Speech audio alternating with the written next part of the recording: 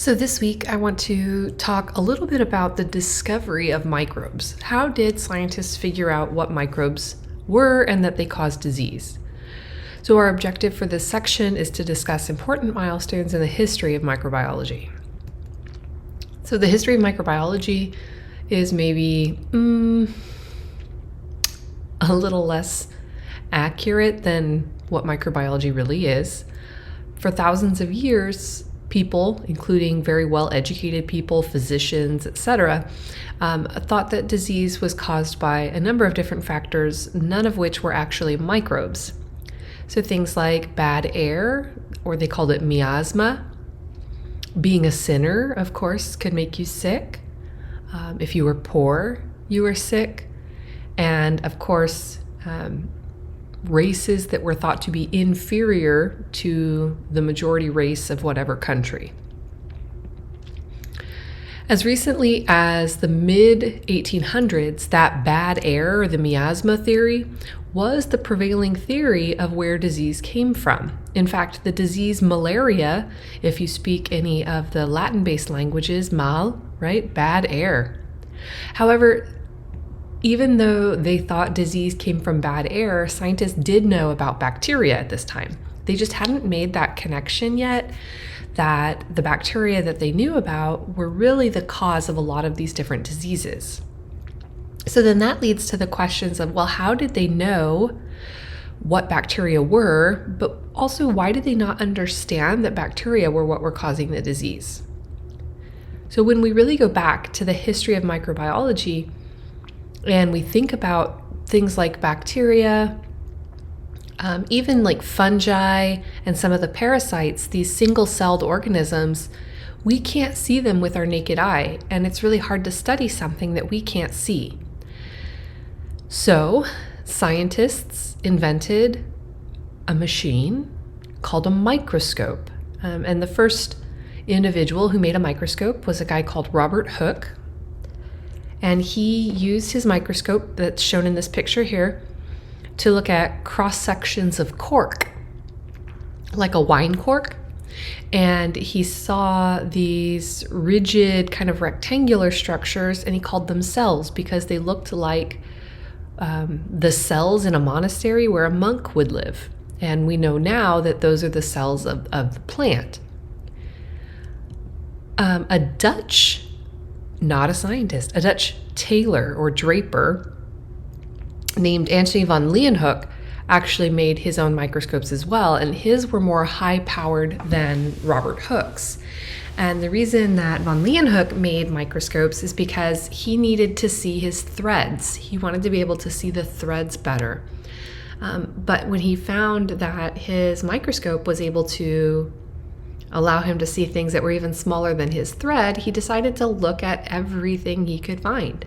He looked at stagnant water, he looked at samples from sick people, he looked at his own mouth, he looked at his own sperm, he looked at everything. And when he looked under the microscope at all of these different samples, he saw life. And he didn't know what they were, and so he called them animalcules, like they're little animals, because they were moving. And back then, it was either a plant or an animal. It moved or it didn't. And so he called them animalcules. And his quote about that was, "For my part, I judge from myself, howbeit I clean my mouth like I've already said, that all the people living in our United Netherlands are not as many as the living animals that I carry in my own mouth this very day." And so he's basically saying that he has more stuff in his mouth than people living in the Netherlands. And that's absolutely true. Every single person on the planet we now know has more bacteria living on and in their body than there are people on the entire planet. And so he really was the first to find microorganisms. And so after him, that's when microbiology really exploded, about 150 years later. You may wonder, well, why did it take so long for microbiology to take hold if we knew that there were all these tiny little animals living everywhere that we could now see with a microscope? And what I'll say is that part of the problem is that Van Leeuwenhoek, one, wasn't a scientist, but two, he didn't speak English. And at the time, and even now, English is the most common scientific language. Scientists all over the world are expected to publish their results in English, which of course puts people who don't know English at a very, very significant disadvantage. Yes, it allows people worldwide to have a common language, to read all of the same documents, but if you don't know that language, you're kind of out of luck when it comes to publishing your work. So he couldn't really publish his work in scientific journals because he was Dutch and he didn't speak English. In the 1830s, some scientists eventually came up with what they called cell theory. And cell theory was inspired by Robert Hooke and his images from the microscope. And so this is a drawing by Robert Hooke where you can see the cells of the cork. So Robert Hooke was British, by the way, so he spoke English. With cell theory, the idea behind cell theory is that all organisms consist of cells. It could be one cell. If you're a bacterium, it could be multiple cells if you're something like a human. But every organism has at least one cell. And a cell is the fundamental unit of life. Anything smaller than a cell is not living. Like the parts of a cell are not living parts of a cell. They're just the parts of the cell. The cell is the first thing that we consider to be alive. The final component of this cell theory is that cells come from existing cells. So a cell can replicate itself and make new cells, or something like a sperm and an egg can come together. Two cells can come together to make a new life. But life just doesn't arise from nowhere. And again, that sounds, to us in 2023, that sounds logical. Life doesn't come from nowhere. But one of the prevailing theories prior to the development of the cell theory was that life could arise from air. They called it spontaneous generation. And people would use evidence like if you left broth out, it would get cloudy, even though the broth was clear before. And that's because bacteria would grow. But what they thought was there were no bacteria in it because they couldn't see them. The broth was clear. It got cloudy. So clearly, when it was exposed to the air, that's when, the air caused life. The other kind of, thing that people would think is, if you leave meat out and it rots, maggots come from it, like just from nowhere. But of course, we know that maggots are fly larvae, so they come from flies that land on the meat. And so a scientist named Francisco Redi actually did an experiment to prove that maggots came from flies, not from rotting meat. And so he set up this experiment here, which seems pretty simple, but he had a jar that was completely open. And of course, that would allow flies to get in, and this meat developed maggots. He had a jar that was completely sealed with a cork, so that would prevent flies from getting in, and it would also prevent the smell from coming out, and there were no maggots. And then he had a jar with like a cheesecloth on top, so that would let the smell out, but it wouldn't let the flies in. And the maggots actually grew on the cheesecloth because the flies laid their eggs on the cheesecloth. They couldn't access the meat. So this was one set of experiments that was done to help disprove the idea of spontaneous generation. There was another guy, I'm not even going to try to pronounce it because I'm totally going to butcher it. Okay, I'll try. Spallanzani. He showed that if you boiled broth and then you completely sealed it, that would prevent the growth of organisms. So the organisms weren't coming from nowhere. They were found in the air and were getting into the broth.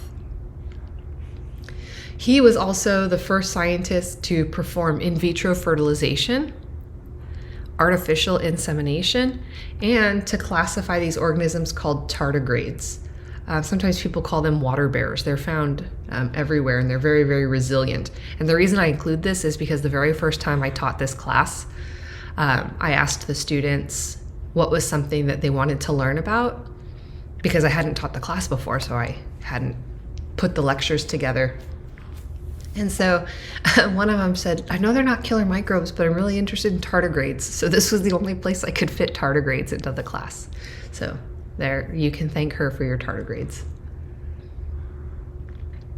The scientist who finally put this idea of spontaneous generation to bed was Louis Pasteur, and he used these swan-necked flasks to prove that air contained particles that would contaminate the broth. So the way that the neck of the flask is, the air can't really get in and contaminate the broth. So if they don't have this swan neck and you leave it open, the air can get in and contaminate, but otherwise it can't. This is one of the flasks that he actually used. It's at a science museum in London. So Louis Pasteur is one of the most famous people in microbiology. There's a whole institute named after him in France called the Pasteur Institute. And there are bacteria, there's a whole genus of bacteria named after him, so he's pretty famous. So again, what we see is that we've already kind of accepted this idea that cells, right, the cell theory, cells beget cells, life doesn't arise from nowhere. So how do we make the connection now that these little microbial cells, these animalcules that Leeuwenhoek saw, are what cause disease? So the microscope helped prove the existence of microorganisms. So then scientists began to wonder, well, could these cause disease? Previously, scientists thought things like worms or poisonous insects could cause disease, but what about these little tiny guys? So in 1847, which I know is a long time ago, but is also very, very recent when you think about, like, y'all didn't know what made people sick? Like, okay. A physician called Semmelweis noted that there was really high maternal mortality when doctors delivered babies, but not when midwives did. And the women who were delivering their children were dying of infection. They called it puerperal fever. So the women were dying of an infection more frequently when a doctor delivered a baby, but not when a midwife did. What he also noted was if a doctor had directly come from autopsy, there was a really high rate of disease in the mothers. So this was a time when, you didn't have the medical specialties like we do now. You have a pathologist, you have an OB, and like an OB doesn't really do an autopsy and a pathologist isn't delivering babies, but at the time you were kind of a doctor, so you just did whatever. And what he did was he decided to suggest in his hospital that doctors should wash their hands with chlorinated lime water before examining patients. Literally, just like wash your hands. And guess what happened? The mortality rate dropped from 18% to 2.2. So prior to this, nearly 1 in 5 women who delivered a baby with a doctor died of an infection. And then it dropped to 2 out of 100, or 1 in 50. So a 10-time improvement in mortality rate simply because a doctor didn't wash his hands. Or lots of doctors didn't wash their hands. That was kind of the thing. Doctors didn't wash their hands. Also in the 1800s, there was a cholera outbreak in London. So cholera, remember, causes diarrhea, like really, really bad. And this guy called John Snow is really considered to be the father of epidemiology, because he noted that everyone who got cholera lived in a similar geographic area. And so he investigated a little bit more, like an epidemiologist would do, and he found that every single person who got cholera got their water from the same pump.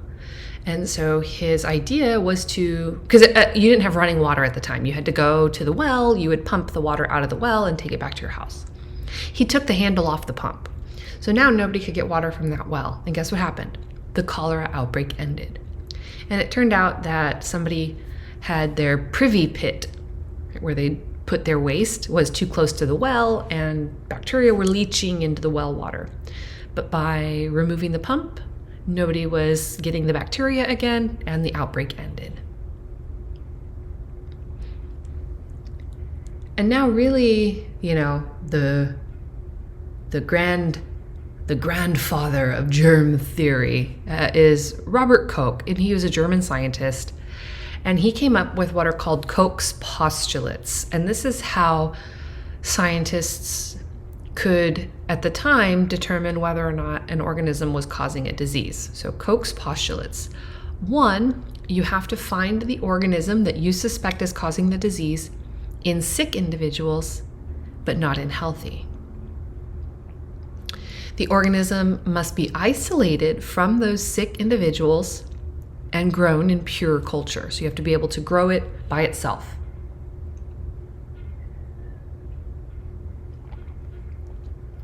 You would then take that organism you had grown in pure culture and you would infect a healthy animal. And that animal should get the same disease that you think is being caused by the organism. And then you have to be able to get the organism back out of the infected animal. So logically, it makes sense. This is how you would kind of test whether or not an organism can cause infection. And it works for a lot of different infections. There are some times when these rules don't work. So for example, things like viruses are very hard to grow in pure culture. If an organism, like a microorganism, only infects people, because you can't really, infect healthy people with infections. So there are times where if you can't culture the organism, if you can't inoculate animals, that these rules wouldn't work. But at the time, for the most part, these rules worked really well.